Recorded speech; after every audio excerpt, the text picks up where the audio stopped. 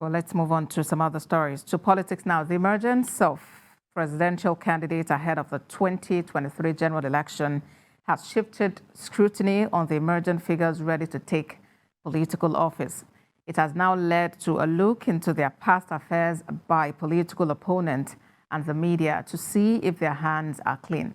The emergence of Dumebi Kachikwu as presidential candidates of the African Democratic Congress, ADC, has raised a lot of insinuations, which he denies.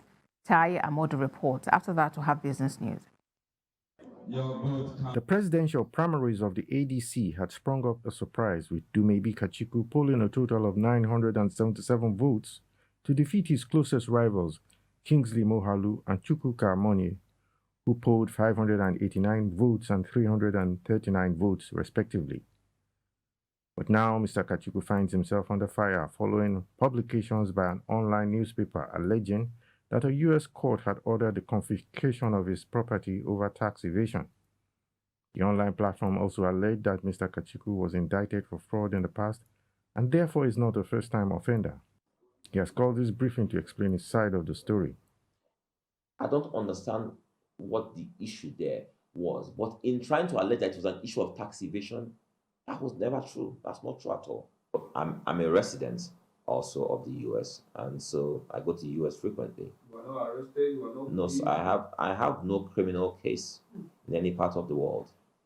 I have heard these people continue to persist in the fallacious argument that I have criminal case. I have no criminal case anywhere in the world. Not being investigated anywhere in the world. No criminal case. I've never been charged to court anywhere in the world. Money played a huge part in primaries across parties, and Dumebi Kachikwu is also accused of buying delegates over to vote for him. He denies this and finds it funny that the same people who paid delegates are the same people denigrating the process that produced him.